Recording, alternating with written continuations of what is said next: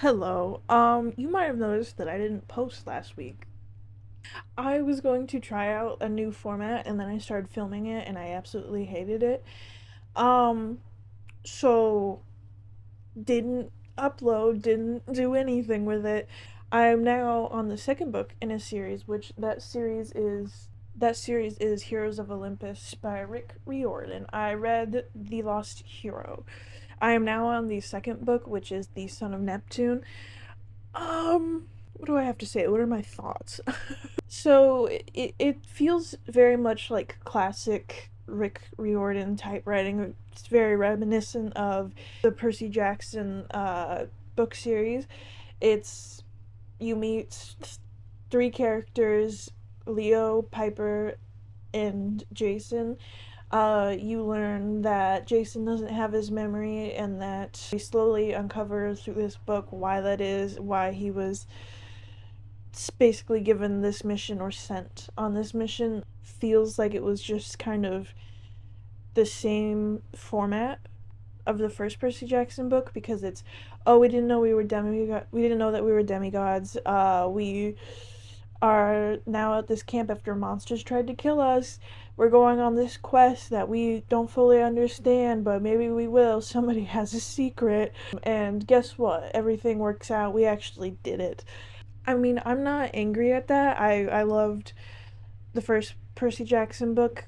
I'm gonna be very honest. I started this series because the Percy Jackson TV show is coming out soon, and also because I got the last two books at Goodwill a while ago, and I never found the first three books. And then I went to Half Price and I found the first two books. Forgot that there was five books in the series, and forgot to get Mark of Athena, and ended up having to order it off of Pango Books. So it was a really fun adventure acquiring all of these books, but I did it. I just think that he has a very good way of writing, very sarcastic and the puts the essence of young people very well. He writes it very well.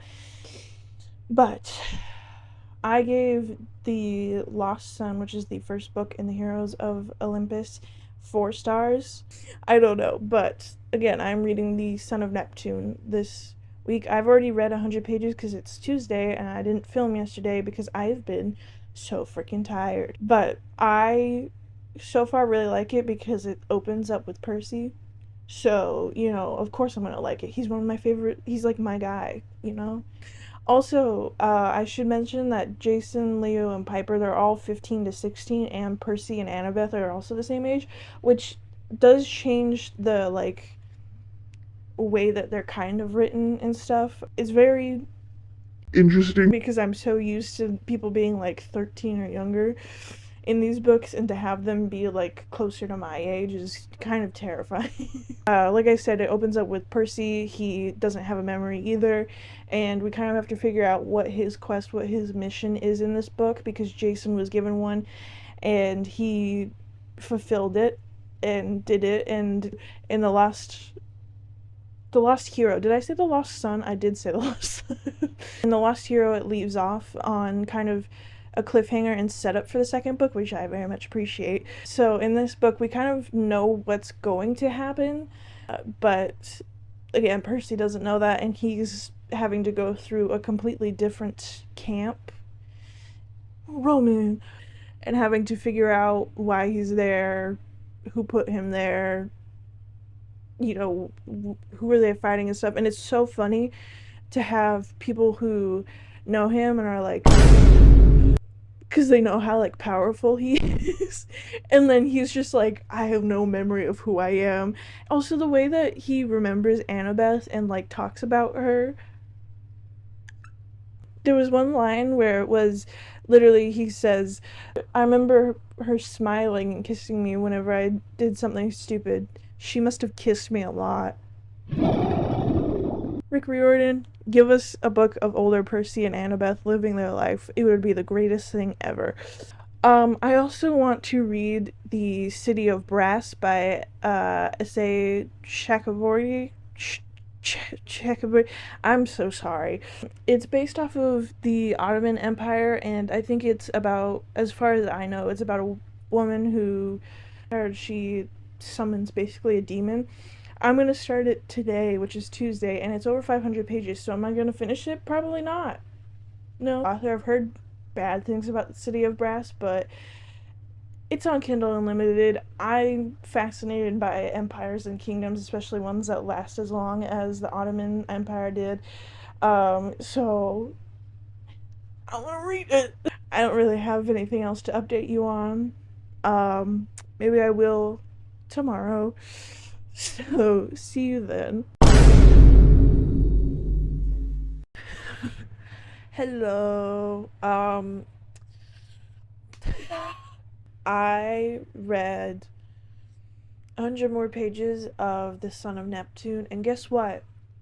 We're going on a quest. Oh my gosh, guys, we're going on a quest. I mean, it's difficult with prophecies and the type of story that he's trying to tell without them having to actually go on some sort of quest. Otherwise, they just like leave a safe area for no reason. So they actually have to give him a reason to go out on all of these adventures rather than them just being idiots and deciding to leave. So I understand the need for that, and also quests are very interesting. I'm just hoping that the rest of the books aren't just repeat after repeat, because this isn't really like, it's probably because of the different characters and because we're already following Percy, who's an established character, that it's not as bad as if we were following people that we already really knew and they were just going on the same exact quest. You know, now we have a different character dynamic. Speaking of which, the two people that we got introduced into this book is Frank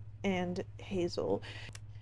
I find it so funny that Frank, spoiler, is a son of Ares, and Percy hates Ares so much. Even in his Roman form, without his memory, Percy without his memory, still hates him so much. He still just has this rage towards Ares, and I absolutely love it. We also got Nico in this book, which like was kind of a surprise to me. And the relationship between him and Hazel, I remember reading that and thinking that I forgot what his actual sister's name is. I didn't. It's just if it's just a different relation. Like they're not actually full blood relatives. Does it count if you're related to the same god that your siblings then? I think so, because that's why they put the campers in the same houses, because they're technically related.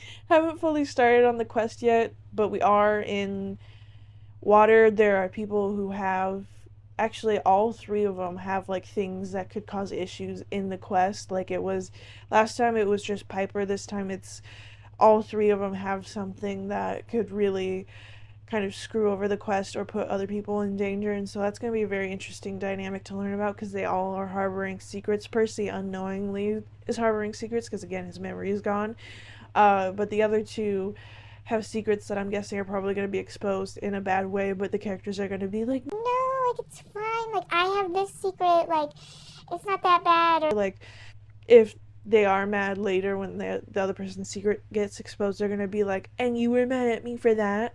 It's classic like YA.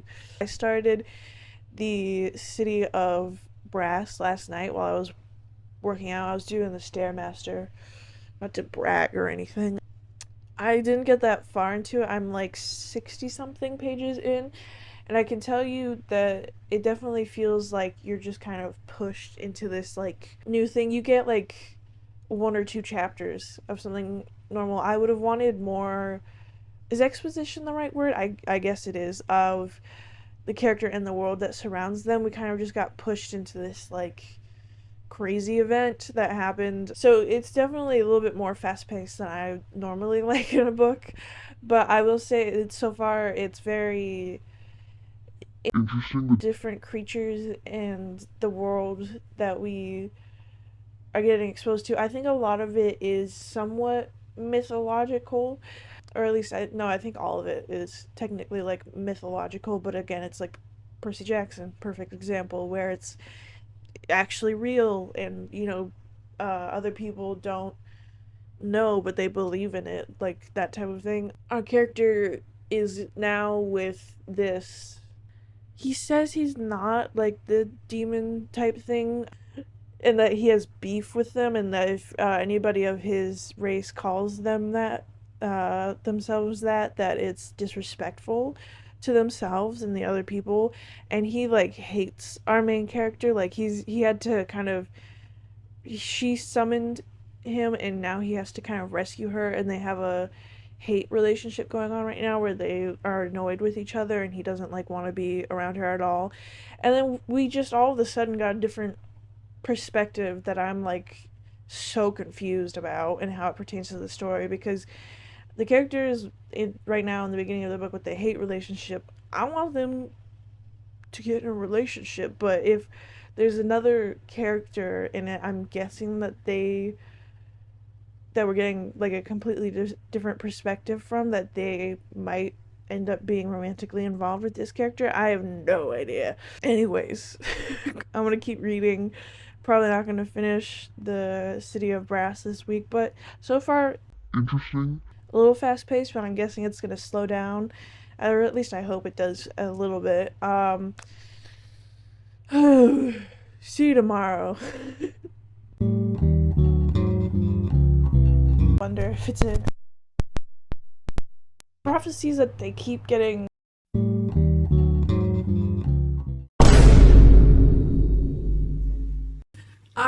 Okay, what do I have to say? So I read more of The City of Brass, and I can tell you, I don't care about this man's perspective at all. It's over like 10, 20 pages long, and I do not care about this man's perspective. I'm on page 69. And I don't really care about this man's perspective. I'm guessing it's supposed to be more of an insight into the world and the positions of power and the way that certain magic stuff happens and who has it and who doesn't. He's supposed to be kind of like that, like the info dump character. I just don't care. Anyways, the Son of Neptune. Read 100 more pages. Can say that they started the quest. They've starting to do the classic thing where they, through the trials, discover more about their powers or themselves, and through that their secrets are getting exposed, but like not fully, you know. And it's such a funny thing to have people be like, this is gonna ruin how they look at me, and you know that it's absolutely not going to. It's so funny because both Hazel and Frank do that. I could be wrong, but I still need to look it up, but I'm pretty sure Hazel's like 13 in this book and Frank is 16, and Hazel's supposed to be Frank's love interest.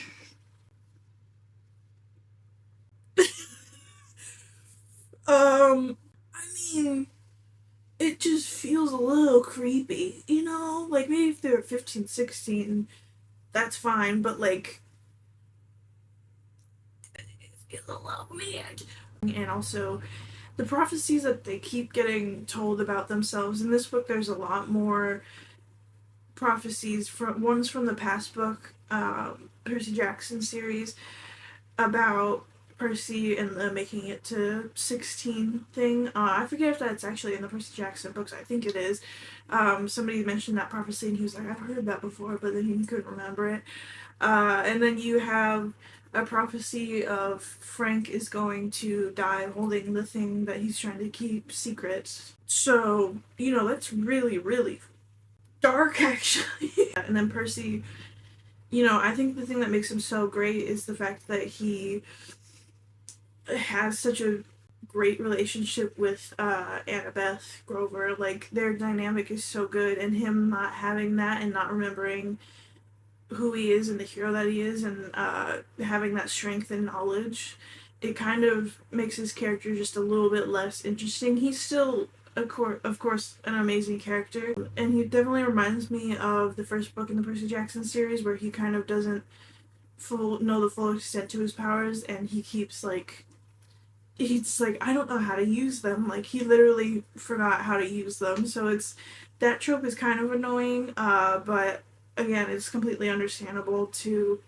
kind of want him to be weaker for this, because then it allows for the Hazel and Frank to kind of showcase their own powers. You know, otherwise it would just be Percy solving all of these issues. So I understand that, but it definitely does get on my nerves a little bit. Anyways, The City of Brass is a very slow read as of right now, so I definitely am not going to finish it before this week, because I will see if I even get to 100 pages, honestly. Anyways, I am, even though I just talk trash, I am having fun with the Son of Neptune. And I do say he writes characters really good, so. And sarcasm, which I very much appreciate. Whenever a book has sarcasm, I'm probably gonna like it. Anyways, see you tomorrow. It's Friday, and guess what? I'm saving the rest of this, the Son of Neptune, to finish tomorrow because this video wouldn't be long enough. No, I I did too much today, basically, and I was too tired. As fun as this book is, I have a weird something in my throat. As fun as it is, I just didn't want to read it. Okay. Also, let me correct myself about our earlier mistake. Piper. Oh my gosh, Hazel is 14, not 13. Frank is 16. He's freshly 16. I don't know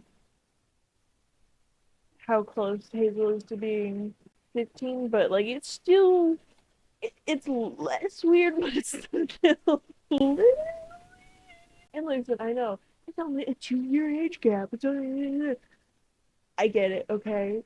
Well, I even have to say, we're getting to the final parts of the quest. It's also so annoying to me. Listen, I think most people will complain about Jason if I'm remembering right, and I probably will, and later in the series we'll see.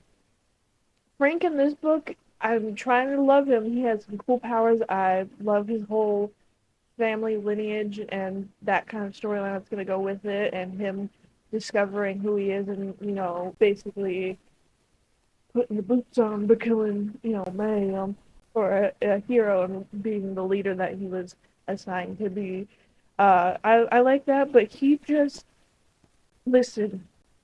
You am I exactly like him in this aspect, and that's probably why it annoys me so much. Yes, but he complains so much. Well, no, it's not complaint. He needs reassuring every single second. He's like, I'm not that good. I'm not that good of a hero, guys. Like I'm just, I'm not as good as you. Like you have cool powers. My life is, so like, I just,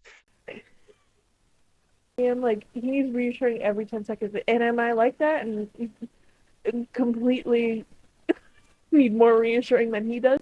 Yes, but that doesn't make it so I can't be annoyed at it, right? It's okay to be hypocritical, right? That's like kind of his only character flaw that I can see is that he's just constantly needing like reassuring. And I guess the only other thing is that he like the way that he's described about being this like chunky, like big dude. I find it so funny because I think they said that his head was small at one point. Like he had really broad shoulders. I could be wrong. I could have misread. So that imagery is great. I feel like he definitely has the potential to be really cool. I just find it, in stories where you already have an established character that like their powers are described to be stronger than another person, but the person who's stronger like somehow gets one upped or isn't as prominent as they are, and you're just like if that person was given the actual time of day or like was able to do like some sort of contest against that character, they would win it. That's Percy and Frank. Listen, I know that he's supposed to have these extraordinary powers. I understand, but you're telling me he's more powerful than Percy. You're telling me other demigods are more powerful than Percy Jackson? I did not read an entire series of him being the most powerful and being able to defeat Ares, by the way, just for you to turn around and be like, actually, there's more powerful people than he. Anyways, I think Hazel's storyline is probably very interesting. The relationship aspect in this kind of feels forced between Hazel and Frank. I'm gonna be very honest. Like it's cute, but it also feels unnecessary. And maybe that's just because I the age gap thing, but like I don't know. They just don't seem like maybe they just don't have enough like dialogue and build up together and enough like pining towards each other. It's just kind of like, yeah, you two are gonna get together. Like you already know that. I mean, they would be a cute couple, but it's just like it feels like there's not enough setup for it. You know. Also, Percy's just like dumb in this book. I'm like, yeah, he's dumb in the Percy Jackson series, but he's also smart at the same time. You know what I mean? And he's not in this book. He's just kind of relying on other people, which I mean makes sense because again, he doesn't have his memory, and that's the whole plot point is that he's not the leader of this group. You know, Frank is, and I have this book is like 513 something pages, and I stopped on page 450. So I still have 63 pages to read tomorrow, which honestly, not that bad. We learned some more of the prophecy, and it's so funny to read the prophecies because this I don't think it's a spoiler, but the titles of the books I think are a part of the prophecies. I don't remember the first book, The Lost Hero, being having that be a prophecy. Maybe I skipped over it. Maybe I did. I don't know. Anyways, City of Brass, I do kind of care more about the dude in it now. I'm on like page 90 now, so again, probably not gonna get to page 100 before this video is done, and that's fine. That's fine, guys. Is that a spoiler? I don't think it is. The dude is a prince. He's in line to become king, and he kind of discovers this whole world because he's like paying these dudes to like do stuff. Like he's endorsing them and stuff, but he doesn't actually know what they're doing. So he goes on this little adventure with them, and it turns chaotic. And then we still have a girl who is with this demon, and like nothing has happened yet, but like you know, like the way that she's writing it makes it sound like it's gonna be really good. So we'll see, we'll see. Anyways, see you tomorrow when I finish this up and when my hair is less greasy.